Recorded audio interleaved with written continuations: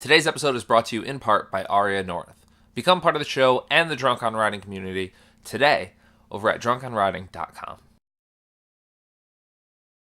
Welcome back to Drunk on Writing. Today we are taking a deep dive into the 2018 novel Awakened, the first of a planned trilogy written by Impractical Joker himself, James S. Murray, more commonly known as, and who I will be referring to as, Murr, and Darren Wearmouth, who apparently doesn't know how to spell Murr's last name. We're going to talk major spoilers at the end of this dissection. I'm going to give all my thoughts on those, plus a general spoiler-free review on the book. But before I get to that, I really feel that we should talk about the background of Awakened, because I think it gives a bit of a sense of where book publishing is today.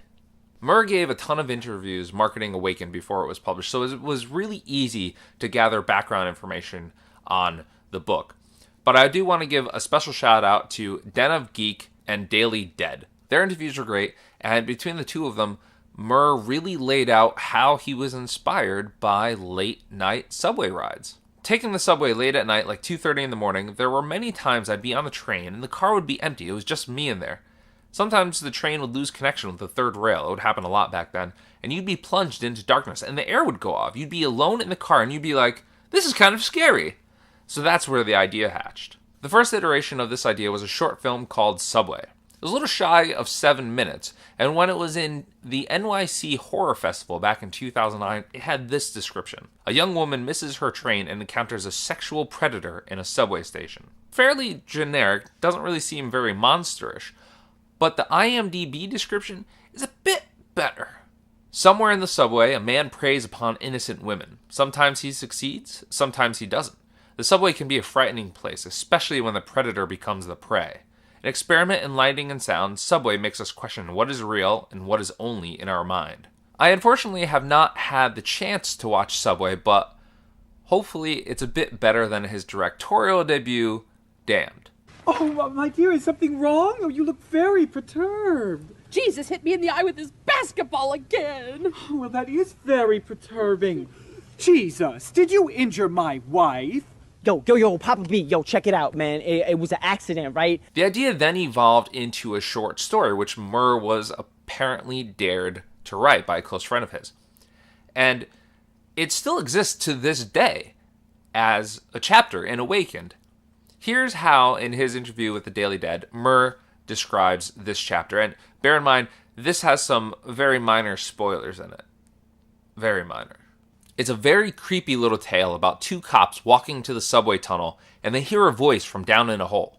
And they go down to those floors. It's a voice of a little girl through a walkie-talkie that one of the cops drops into a hole. Turns out, it's not a little girl at the bottom of the hole. It's something far more dangerous. So, inspired by the reaction to the short, and I must say, that chapter is definitely one of the highlights of the book, Murr figured out what led up to that scene and what came after it, and thus Awakened was born. He spent a year writing it, polishing it, and then started submitting it to publishers. Unsolicited, unrepresented. That's the thing about publishing. You need an agent, a book agent, a publishing agent. And he didn't have one of those, so he solicited them. He sent out about 100 according to his interviews, and he got every single one of them back unread. That's the thing. You're not represented. You're not solicited. They're going to just send it right back to you unread every single time.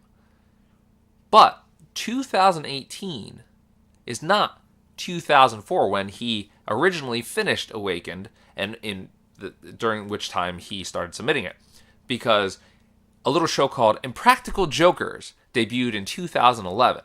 And Murr, along with the other Jokers, has grown quite popular. He not only has a hit show, my wife and I, we've seen pretty much every single episode, and it is damn fun. He also has a huge social media following. And he's seemingly a cool guy, so I'm sure that helps as well. But in 2018, he submitted the same manuscript to HarperCollins. And now, with Impractical Jokers under his belt, the book that got denied 100 times was purchased by HarperCollins within one business day. And not just that book, but a whole trilogy. And not only that, IDW Pictures almost simultaneously optioned Awakened for a TV series. Before the book was published, before it had been reviewed, before it had even hit fans, before it was even really done. This is publishing of today. It doesn't matter how good your piece is. It doesn't matter how original it is. The quality is not what matters. What matters is the fame, the popularity, the built-in audience. Not to say that the book isn't good. I'm not saying that at all. We will get to that, but that's not what I'm saying here. What I'm saying is, if it was just based on quality, that book would have been published a decade ago. But it wasn't. It was published today with this built-in audience. But moving on. To polish off the book, HarperCollins suggested that Murr, busy of course filming Impractical Jokers as well as touring across America, team up with another author. And so Murr, after interviewing a number of potential candidates, ended up teaming with Darren Wearmouth, who, despite having a few books under his belt, I would call a relative unknown, a relative newcomer, but who Murr describes as a huge Jokers fan. Darren and I have very complementary skill sets, Murray said. I'm good at pace and dialogue and action and cliffhangers because I think in those terms from TV development, and he's excellent at character and description and overall structure of a novel. So we worked together and whipped the book into shape into what you have now in bookstores. But finishing the novel, that was really just the first step for Awakened. There was a time when all an author needed to do was write. For a very slim handful, that's still the case. They don't really have to do extra work. They don't have to go out there and do interviews. They don't have to go out there and market themselves. But for the rest of us, it's a requirement. That is the bulk of time nowadays, is marketing, getting yourself out there, saying, hey, this is why you should buy my book, because there's a lot of competition out there, and not just within book publishing, but from TV, from movies, from music, from video games, from podcasts. Everything is in competition with reading. Now, as I said, Murr's got a hit show. He's got this following. He's got a huge social media following. He's got that built-in audience. So he has done a brilliant job marketing himself and marketing Awakened on social media, with various outlets. Like I said, I am repeatedly mentioning these interviews that he did with a few beats, like very niche beats, right? They're not Publishers Weekly out there. This is the Daily Dead. Like, I had never really even heard of the Daily Dead, and that seems like a pretty cool like online magazine. I don't know if they print real stuff. And though many of them probably wouldn't buy a horror book, which is what Awakened is, some of them would, simply because it is from James S. Murr, from Impractical Jokers. And maybe it was only a fraction of his audience, but there were some out there who would buy the book, who did buy the book, myself included. And even after launch, even all of these months later, after Awakened debuted, he is still out there selling these books, marketing his books. I just saw the other day he was on Instagram or Twitter saying, I'm going to sign all these copies in this random bookstore and include tickets to the show. Go get them. Go order them. They'll ship anywhere. This is brilliant. He's giving them away. This is what he has available to offer. But that's what you need to be a bestseller today, right? That's what you need to build that following, that extra following, the reading following. Well, that and name drop the book on your hit TV show. But spreading the word through social media, through interviews, is not all that Murr and HarperCollins did. Back in June, in association with haunted attraction Blood Manor, they also launched Awaken, the Experience. Though it unfortunately only lasted a weekend, the experience brought thrill seekers and those just very interested in the book through a series of sets based on locations in the book. And again, very minor spoilers here, but the attraction included kind of depictions of the subway, of tunnels, and of the nest. And we'll leave it at that for the time being, because I don't want to get into really any spoilers at this point. Oh, and there was one other piece of marketing I should mention here, but you know what? Let me say that for the spoilers. Let me say one last thing on the Awaken the Experience. I wish I had gone. I wish I had had tickets. but I don't think I was around that weekend, so I couldn't go. I don't remember where I was. I might have been in England. I don't know. Because it seems pretty cool. And maybe they'll bring it back for the sequels. After all, this is a planned trilogy. But you know what? Before we get into spoilers, before I talk that other bit of marketing, let's just do a bit of a brief spoiler-free review. Awakened features many of the tropes you'll probably be familiar with if you've read any modern thriller or horror novels. It overly features staccato paragraphs, sometimes silly chapter endings, an abundance of unnecessary adverbs, repetition, and similes, and a focus on action and plot more than characterization. In fact, Awakened bears many of the same flaws that really drove me away from one of the most popular writers of the last couple of decades, Dan Brown. In his novels, and as you will find in Awakened, there's an overuse of various writing techniques. There's that drive to really tell more than to show. There's a reliance on surprising coincidences and not so surprising surprises to really drive the plot forward. But while all of those were really rather prevalent and made me wonder if Awakened were written for a young adult audience rather than an adult audience, I didn't really care because I liked this book. I liked it so much that I did not want to put it down because there are some truly horrific scenes peppered throughout this book that really played to the author's strengths. And they made me cringe. They made me cringe bad, and I liked it. I mean, there were some disgusting bits. This is horror for horror's sake. This is not a book that has a real emotional heart to it. It is not one that has a real moral. I think that maybe the authors were trying for one. This is an action blockbuster of a book. This is the Blob of books. It's that creature out there that is going to kill everybody. There are a bunch of people around for effect, for drama, and they don't add anything to the story. Except their deaths. The deaths are fantastic. This is a chilling, terrifying book at times. So while I may cringe every time the word tightly was used with clutched, and I groaned whenever a paragraph or a page even was used to try to establish this rocky relationship that never really played out and really never really impacted the plot in any way, shape, or form, I just wanted to keep on reading. And I will return for every book that spawns from this series. And I have no doubt in my mind whatsoever that this book would make a perfect television miniseries or even a movie. Like a July 4th weekend, Memorial Day weekend, an adaptation of this book would be brilliant. It has got that non-stop action, suspense, and just enough bit of intrigue and that sci-fi element that really hooks you. And it's like, what is that? Why is that happening? What does that mean? You want to come back. You want those answers. So if that's the kind of book that you enjoy, please give Awakened a read. I don't think you will regret it at all.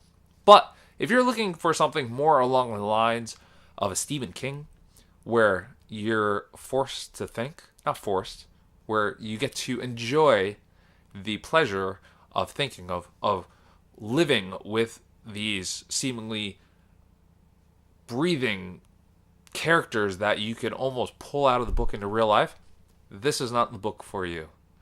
If you want something fun, ludicrous at times even, and just a little bit scary, check out Awaken. Now, I want to jump into spoilers. If you haven't read Awakened yet, please come back when you have. Come watch this. Come see if you agree with me. Come give me your thoughts in the comments below. And until then, you know what? If you don't care, I'm just going to jump right into it. Let's do this. And spoiler graphic going up Now, now, first thing I want to get into is that little bit of marketing that I mentioned before. The Awakened Novel Creature Contest. It awarded $500 to the first place winner, a bit to some others, and some marketing, of course. And it promised to use the creature design for future promotional items, etc. and so forth. Now, there's always those comments about this sort of contest.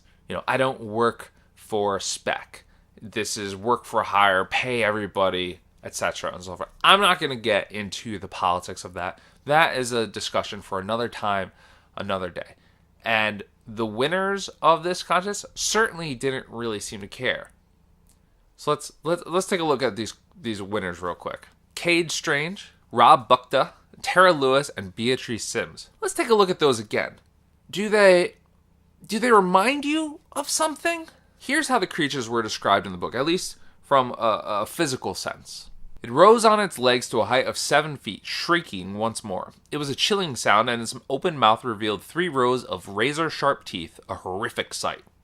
It had sleek, scaly black skin, a bulbous head, a thin tail with jagged spikes running along it, and 4 muscly arms, each with 3 talon-like fingers. They also have a serrated jet black tail, come in multiple versions, and there's even a queen version that is much larger and has glowing red eyes. Plus, they're depicted as not just smart. I mean, they have like these telepathic abilities. They're able to mimic human voices. They're able to strategize and whatnot, but also evolving. This creature in Awakened is the alien, with a special appearance from the alien queen. And there's even an alternate version of the alien hive here, again, called the Nest, which now makes the Awakened experience make a little bit more sense, doesn't it? All of that perhaps wouldn't seem so problematic if Murr didn't continuously drop his love of the Alien franchise into Awakened's pre-publication marketing. I mean, did they have to have black skin and a spiky tail? I think it's a shame that these creatures don't have a more original look, because they are always going to be compared to the alien here on out. I mean, I guess it's good they don't have acid blood and, of course, no inner jaw, but still. I also mentioned earlier the extremely horrific scenes peppered throughout the book that kind of kept sucking me back into the narrative. Now, one of these was that chapter that I mentioned, that one that started life off as a short story written by Murr, where the 2 MTA police, the 2 MTA cops, I don't know what they're called, security guards, what are they? They're walking down the tracks and they find this hole and they drop the walkie-talkie down and they hear the little girl. Maybe they both go down there, but one of them, the chapter ends with one of these MTA cops stuck into a stalactite in the cave. Like, the stalactite just is sticking through this guy. And the scene is revisited over and over throughout the novel. It's just this grisly background sight that people are like ducking under him. It's pretty messed up, almost to like a comedic level. And the other cop lives somehow, mysteriously. It was set up in such a way that I kept waiting for the shoe to drop on. I was like, is that a creature in disguise? That seems too good to be true. But nothing ever happened of that. It was just sort of dropped. It felt a little odd. As was the creature's fascination with collecting and gathering and examining pregnant women, which is a significant subplot within the book, but by the book's end gets no explanation whatsoever, unless I missed something very important. I did not see any explanation. Now, why wasn't this something that was profusely questioned at the book's end? Why wasn't this something that was maybe used to set up the second novel? Is that what we're going to get in the second novel? Is it going to start off with them saying, why were they collecting these women? My interpretation is that the creatures are using the fetuses to evolve, or maybe impregnating the women somehow, maybe altering the fetuses. I assume, again, that we will find out more in the future novels, or will that just be completely dropped? I don't know. And while the women losing track, that was a pretty neat addition to the lore. How do they not know that time passed? I mean, fetuses, babies, they grow. Those women's bellies were going on. I mean, one of them was captured around Easter, and it's now July. There's a bit of a difference in your body between those several months. I mean, you don't notice that? That seems a little weird too, right? Which reminds me, in another terrifying chapter was another earlier one when a pregnant woman who is not named in the chapter is attacked. And it ends with this rather chilling, brilliant kind of cliffhanger. Arms clamped around her chest and flipped her over forcefully, and the dirty fingernail corkscrewed into her flesh once again. She knew nobody would hear her scream, but she screamed anyway, until her lungs emptied, until her throat was raw. She screamed and screamed and screamed. It turns out to be not as horrible as I expected. I thought the creature was going to straight up tear the fetus from her womb and like eat it or something. I don't know what was happening. Why are you corkscrewing your claw around a belly button, right? Unless to get at the fetus. So I was terrified for this woman who, again, was not named at the time, but we will get to that in a second. But there's an easily overlooked line also within this chapter that I think is rather important and reveals that the creature's nest is really rather old. Just check this little excerpt here. Debris littered the ground. A clay pipe, musket balls, a crumbled stovepipe hat, shards of pottery, rust-speckled tin toys, a faded family photograph. It was like a museum had exploded down here. The woman in that chapter, by the way, though she was unnamed, is Ellen Cafferty, estranged wife of another main character, the mayor of New York, Tom Cafferty, who is one of only, say, 5 characters or so to actually get any sort of characterization. So it was 5. So we got Ellen, Tom, Lucian Flement, who we'll talk about in a second, Munoz. Sorry, I don't. If you've watched this show, you know I'm horrible with last names. And I mean, I guess President Reynolds, but not really. And Sarah Boca, you should probably include. They get what development there is, but Ellen is the one. She's probably the most sophisticated, not just because her distanced relationship with Tom is sort of interesting. It's a very nice kind of character beat. You see that a lot within politics where it really plays havoc with a character's relationship, a person's relationship. I think there have been more than a few examples in even modern presidency. But prior to the book, she also had a one-night stand with Lucian, who basically pulls a Clark Kent in this book and just plays this dorky doppelganger of a reporter at the beginning. Sidebar on the whole one-night stand thing, it is handled absolutely horribly, and it basically boils down to, I knew you are going to be here, so I'm going to screw with you by going out and f***ing your wife and impregnating her with my Superman sperm. That's problematic any day of the week, and really kind of reduces Ellen's character, but I found it, well, I liked Lucian. I liked his character. I thought he was a very interesting character. And that whole turn, even though I guessed it right from the start, I mean, when Ellen starts saying, oh, the guy that she was with has an accent, I mean, you start to boil down the possibilities. And Bordeaux, which is mentioned, he gets her bottles of Bordeaux. That's a French wine. So the one Frenchman in the story, yeah, is probably going to be the guy, right? And to be fair to the authors, they do bring it out into the open immediately upon the moment when the two characters are in the same room. So I will give them that, but that is to say, I liked them until the authors, or I guess him, they decided to give him a character assassination in one paragraph. They just destroyed his character. Just listen to this thing. If you must know, Lucian says just before his demise here, there's something invigorating about seeing people on the brink of death. All emotions and senses are heightened. They do and say things you don't see in normal walks of life. I suppose I'm a collector of these snapshots. They intrigue me. I mean, if they were going for a John Rainbird, from Stephen King's Firestarter, if you don't know, keep up, they completely and utterly failed. What they didn't fail at? The gross out horror. That scene where the one cop's limbs are telepathically ripped from his torso and his torso is just dangling there in the air. That was awesome. When the pregnant Natalie gets like sort of like torn and twisted, and I think she dies, but she gets like twisted and then her eye starts bleeding.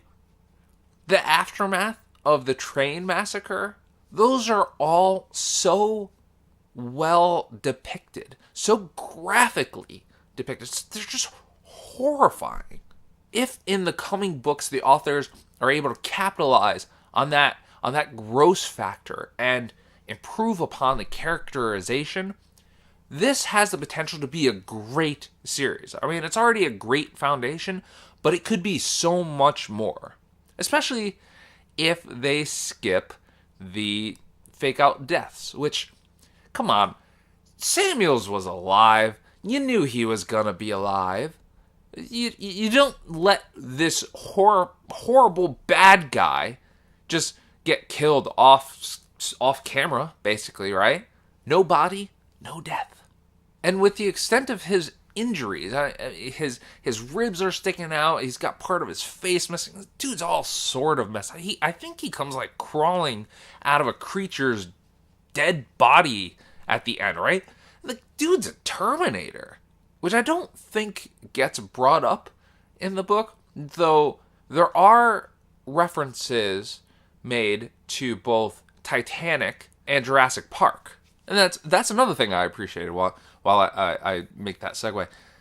The references to real life terrorist events. I mean, not only is 9/11 referenced repeatedly, which makes sense given it's New York, but also referenced are the Paris metro attack, the Chicago gas explosion of 2011, and two events that I couldn't actually find records on, but could still be real. A 2016 London sewer implosion and a 2014 Amsterdam tenement fire. I don't know if those are real. I couldn't find anything on Google, but it's possible. There's also this very cool moment when the book ties the creatures to history. They've been hiding in plain sight on some centuries-old rock carvings and paintings. Visit Wadi Mathandaus in Libya, Kondoa Irangi in Tanzania, Kakadu National Park in Australia, El Abra in Colombia, Tassili N'Ajjer in Algeria, and Vernal in Utah if you want to see proof. Those, at least, all those very hard to say places that I probably said very wrong and probably offended some people saying, those are real places at the very least. Though, I took a look at some of the rock carvings and I didn't quite see any that matched the description of the creature, the alien, the four-armed, black, spiky-tailed beast. Keeping the spoilers going, Awakened does a really good job setting up the sequels of the trilogy, the next of which has already been revealed, The Brink, which promises to push humanity right to the brink. Book 2 is all about Cafferty and Van Ness, Murr explained. Both men equally obsessed, both men wanting revenge on each other and going after each other. It is very much about the Foundation, Book 2. Now that has me curious. In Awakened, of course, we found out that the Foundation for Human Advancement, I think it was called, was founded by a Nazi architect, one Otto Van Ness, as he was working to kind of expand the Führerbunker in Berlin. And in a very Wolfenstein-ish sort of way, this organization is super advanced. I mean, they have all this advanced weaponry, these defensive tactics. They got these little balls that glow, this little oxygenation thing, these super sci-fi-like guns. I mean, we even find out that the plot of Awakened was, in the end, as to pull a quote from the book, it was all just a high-end shakedown. And as for Book 3, in his Den of Geek interview, Murr teased it this way. Well, when you take down the foundation that's been hunting these creatures the past 80 years, what happens then? I have no idea what the book will be called yet, but the idea is extinction. There can only be one apex predator on Earth. Who's going to win? This is, of course, again, teased in Awaken with this somewhat boisterous quote. There can only be one dominant species on this planet. The creatures intend to take on that mantle, and humanity is standing in their way. But is there room for more beyond those two books? I already mentioned that IDW Entertainment optioned Awaken for a TV series before the book was even published, so we have that to look forward to. And in an interview with Lit Reactor, Murr said this: "The world of Awaken is much, much bigger than New York. Similar to the Cloverfield universe, we're building an entire horror brand that might include prequels, standalone stories, TV shows, movies, graphic novels, and more. So if you've liked what you've seen in Awakened and you're keen for more, like I am, I think you're in for a treat. I think we're in for a treat." This has been Drunk on Writing's dissection of James S. Murray's and Darren Wearmouth's Awakened. If you like this episode, please give it a thumbs up. Please leave a comment below. Please subscribe to the channel, or head on over to drunkonwriting.com and help support it. Help create more videos like this, or just, go over there and make some suggestions on some cool books that I should read and make videos on. So until next time, as I always end these videos, cheers and keep on writing.